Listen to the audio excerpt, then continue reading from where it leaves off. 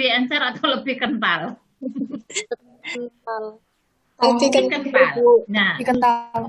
sehingga jadi kasar saja, kalau lebih kental berarti otomatis ketika kita mau mendorong, ya, mendorong sesuatu yang lebih kental, itu perlu tenaga lebih banyak apa enggak? Iya. Nah, jawabannya ketika tricuspidalis valve itu ada 3, sedangkan bicuspidalis valve itu hanya ada 2. 2 itu adalah 2 atau 3 itu adalah chorda tendinae. Chorda tendinae itu sesuatu tendon yang memegang, tendon itu memegang valve untuk bisa mengatup dan membuka lebih, pengaturannya lebih otot penyangganya itu adalah chorda tendinae. Itu ya. Kemudian kalau deg-degan mengeluarkan keringat berlebihan. Mbak Kunti, keringatnya yang keluar keringatnya berlebihan di mana? Seluruh tubuh? Iya, Bu. Ya. Kalau seluruh tubuh itu adalah normal. Dalam arti begini, bahwa seluruh tubuh kita itu dialiri oleh jantung, dialiri oleh darah yang diperdarahi dari jantung. Jadi kalau seluruh tubuh kita itu ada sesuatu hal kemudian terjadi yang berbeda, maka jantung akan memberikan respon ke dalam yang akhirnya berefek pada pori-pori, seluruh tangan, organ kita. Contohnya misalkan, ketika kita takut masuk ke dalam suatu tempat yang tiba-tiba gelap, kemudian ada suara mengerikan. Apa yang terjadi di dalam tubuh kita? Responnya apa?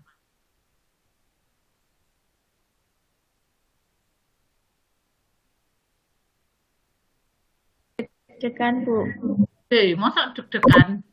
Merinding, Bu. Merinding. Nah, merinding. Ketika kita kenapa tiba-tiba merinding? Itu karena kuping kita mendengar. Mendengar apa?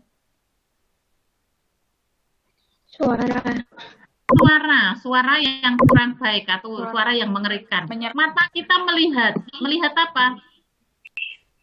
Gelap. Keadaan yang gelap atau mungkin ada benda asing yang aneh misalkan. Ketika indera kita, mata kita melihat sesuatu benda asing yang aneh, kemudian apalagi hidungnya mencium aroma, misalkan aroma kemenyan misalkan, atau wangi-wangi misalkan. Kemudian mata kita melihatnya adalah sesuatu yang bergerak-gerak aneh, berbeda gitu. Apa yang kemudian imajinasi yang muncul dalam pikiran kita?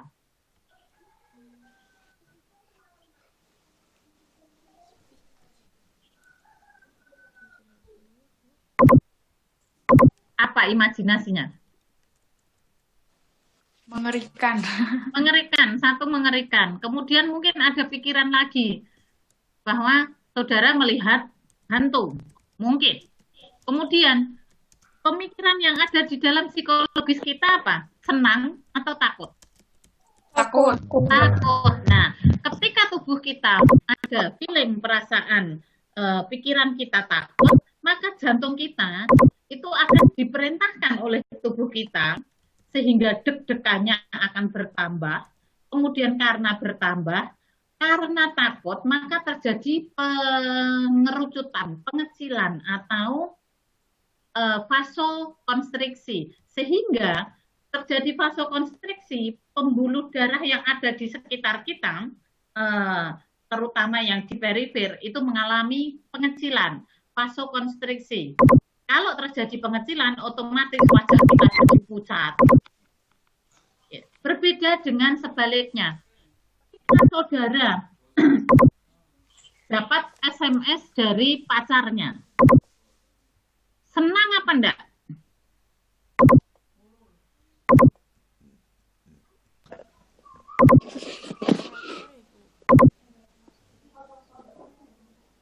Ketika saudara dapat SMS dari pacarnya senang, apalagi ada dapat kiriman misalkan fotonya cakep. Ketika mata saudara melihat ada foto yang cakep, ada pacarnya delalah malah di depannya datang ketuk-ketuk pintu. Saudara matanya melihat, mendengar suaranya, dan seterusnya. Apa dalam feeling perasaan yang saudara alami? Bahagia. Bahagia, senang, bahagia, dan seterusnya. Ketika seperti itu, maka jantung akan bereaksi. Bahwa ternyata hormon bahagia tersebut akan membuat jantung bereaksi dan akhirnya mengalirkan ke seluruh tubuh kita yang dinamakan vasodilatasi. Sehingga wajahnya jadi memerah. Malu-malu wajahnya jadi memerah. Deg-degannya tambah. Ya, termasuk juga keringat yang ada di dalam seluruh tubuh ini yang akhirnya bereaksi. Sehingga benar keluar keringat. Kalau tadi areanya menakutkan keluar keringat dingin, nah kalau areanya menyenangkan keluar keringatnya nyaman. Ya, berbeda dengan kalau tergantung dari situasi yang terjadi, sesuatu yang terjadi yang berbeda-beda. Ya, sehingga kalau kejadian seperti itu ya nggak apa-apa, kecuali keringatnya yang berbeda. Mestinya keringatnya seluruh tubuh, ternyata ini keringatnya berbeda.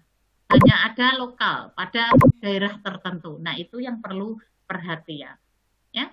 Ada lagi yang mau disampaikan? Bu, saya izin bertanya. Ya, Yulianita, silahkan. Bu, jika bayi terlahir dengan keadaan bocor jantung bawaan, keadaan jantungnya itu seperti apa ya, Bu? Mungkin kayaknya minggu kemarin saya sudah pernah menyinggung deh ini. Kalau tidak salah loh ya.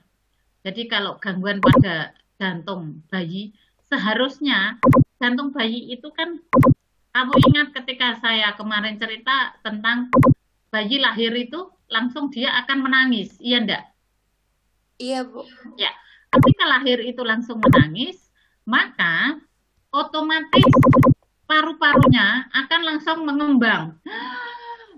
Nah, ketika mengembang, otomatis dia inspirasi dan ekshalasi. Ketika inspirasi, maka oksigen akan masuk.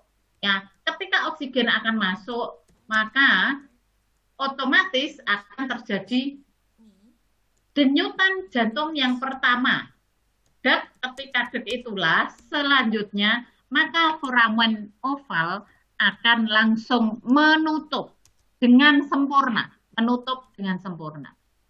Apabila pada awal dari kehidupan tersebut foramen ovalnya tidak menutup, itulah yang dinamakan jantung bocor. Jadi penutupan dari foramen oval itu tidak menutup atau tidak menutup secara sempurna. Seharusnya menutup secara sempurna karena foramen oval itu memisahkan antara jantung bagian kiri dengan jantung bagian kanan. Ya, gitu. Ada lagi yang mau disampaikan? Silakan. Ya, Bu. Ya. Kan saya pernah dengar kalau misalnya tangan berkeringat itu ada hubungan penyakitnya sama jantung. Emang itu benar ya, Bu? Iya.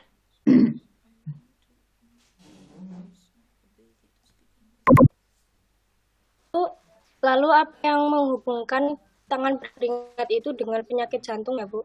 Ya, ini masuknya nanti ada di fisiologi, nanti saudara akan diajarkan mengenai itu. Coba nanti tanyakan, ya. Ya, pada dasarnya memang terjadi keadaan yang membedakan mengapa kok kejadiannya ada di jantung. Kenapa kok keringatnya hanya di daerah tangan saja? Mungkin secara umum, kalau menurut saya, itu adalah proses dari fisiologis yang panjang yang saudara mungkin kalau awal sekarang saudara diceritakan itu akan kurang pas karena panjang sekali dan memang ada berbagai faktor yang mempengaruhi. Saudara jangan hanya melihat dari keringatnya hanya lokal. Kenapa yang tadi saya tadi yang pertanyaan deg-degan mengeluarkan keringat berlebihan itu sudah langsung saya stop, tidak hanya tertentu toh seluruh tubuh. Nah itu sudah saya stop. Sebenarnya saya nggak ingin bicarakan itu karena ada suatu proses patofisiologi yang panjang ketika jantung itu hanya daerah tangan saja, ya. Termasuk di situ ada hormonalnya dan seterusnya. Walaupun memang ada suatu persarapan bahwa jantung itu ada di bagian tangan persarapannya. Ya, itu ya. Ada lagi?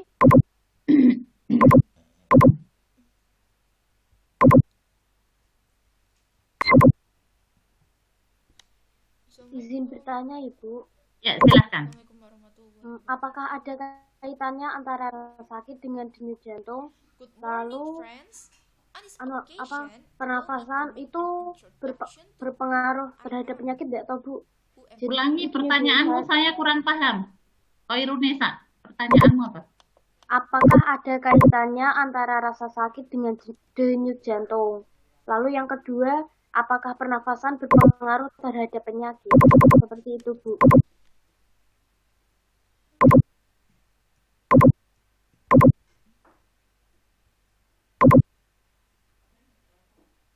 Gimana, Nok? Saya nggak paham. Iya, Bu, seperti itu.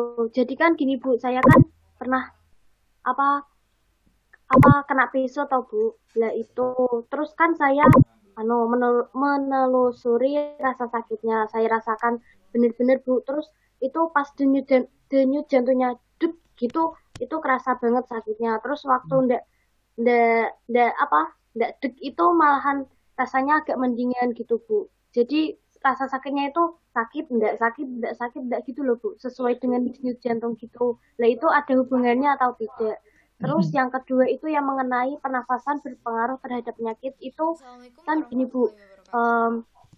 Ada teman saya itu sakit seperti mah atau untuk lambung. Lah itu disuruh menjaga pernafasan seperti pernafasan bayi itu, Bu. Yang tarik nafas nahannya di perut itu, Bu, langsung dikeluarkan seperti itu. Nah itu ada kaitannya atau tidak atau Bu sebenarnya seperti itu. Terima kasih, Bu.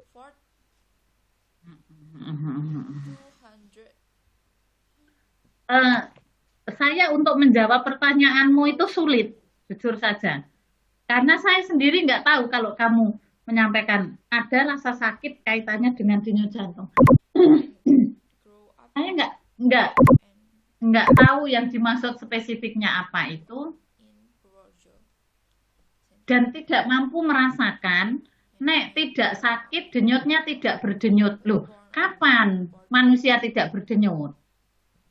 Denyut jantung itu selalu ada dan tidak pernah berhenti. Ya kalau kamu mengatakan rasa sakit kaitannya dengan jantung, ya memang mungkin jawabannya benar juga. Begini, maksudnya, kalau orangnya mati, ya renek sakit, ya renek denyut jantung. Nah itu benar. Cuman kalau kamu yang tadi kamu ilustrasi yang kamu sampaikan, denyut jantung ketika tidak berdenyut, tidak sakit. Loh, kapan tidak berdenyut? Apa kamu pernah sesaat bisa mati? Aneh menurut saya. Kamu sing tidur toh kemarin? Iya. Manis. Oh iya. Terus lagi, pernafasan dengan sakit. Mungkin kemarin sudah saya sampaikan kaitannya bahwa pernafasan ada 3 organ yang tidak mungkin bisa dilepaskan ketika satunya sakit, satunya itu tidak akan mungkin tidak ikut sakit. Salah satunya apa? Ginjal. Iya, ginjal. Terus satunya adalah ada 3 organnya apa saja?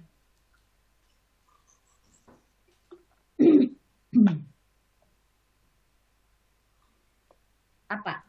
Ginjal, paru-paru, jantung. jantung.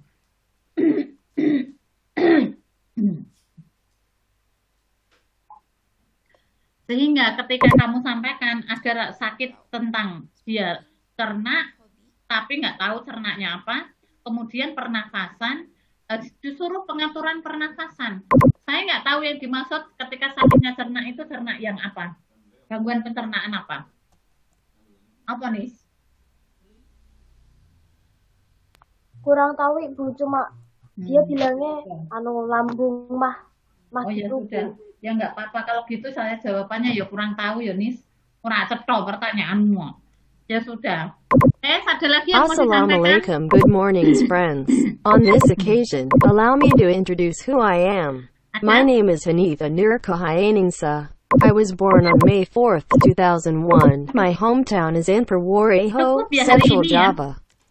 Saya I am rasa mohon currently maaf, saya studying as a pertemuan hari first ini year cukup. student at the midwifery faculty, Saya majoring in tidak memperpanjang apa namanya pembelajarannya. Sebetulnya pembelajaran anatomi itu sebetulnya hanya 50 menit, cuman saya lebih seringnya memanjangkan. Tapi nggak apa-apa, seandainya besok lagi ada waktu kalian untuk mau saya masuk lagi, apa silahkan, nggak apa-apa, kita akan diskusi banyak, mungkin juga pertanyaan-pertanyaan kaitannya dengan anatomi. Nanti apabila ada yang pembelajaran pada fisiologi, boleh silahkan ditanyakan juga di fisiologi, sehingga kalian akan lebih mempunyai referensi yang banyak mengenai anatomi dan fisiologi. Saya rasa pertemuan kita cukup ya. Ya, apabila ada hal yang kurang pas, saya mohon maaf. Saya tutup. Sekali lagi. Ibu, Ya, bentar, apa? Ibu. Punti apa, Ti? Saya ingin bertanya. Sebenarnya ini materi kemarin, tapi kemarin itu kan saya kurang fokus. Jadi saya itu agak bingung waktu mengulang materi ini lagi di rumah. Kemarin itu kan waktu pembahasan apa ini?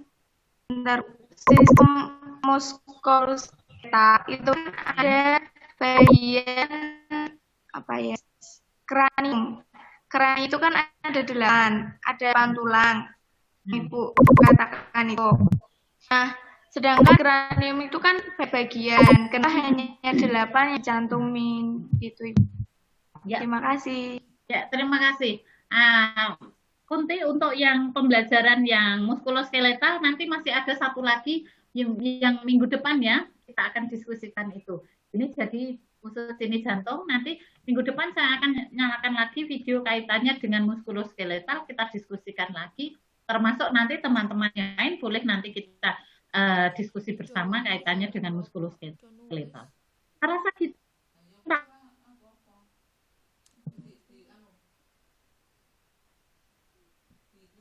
Saya rasa pertemuan kita cukup. Mohon maaf tidak mengurangi hormat saya. Silahkan pembelajaran yang lain mungkin bisa dilanjutkan. Apabila ada hal yang kurang pas, saya mohon maaf.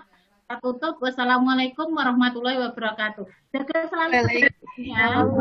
Waalaikumsalam warahmatullahi wabarakatuh. Terima kasih, Bu. Ya, sama-sama. Ya. Terima kasih, Bu. Nggih, sama. Oke. Ya, izin live ya. Iya. Bu.